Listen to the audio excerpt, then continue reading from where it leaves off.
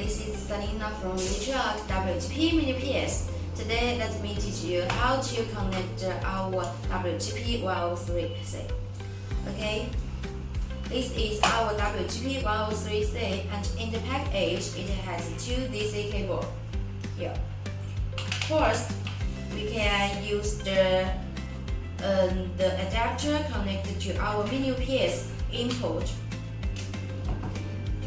Use the main output and use our DC cable connected to our device.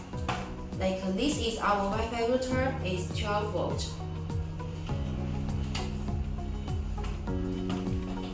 And connected to our owner, also 12 volt.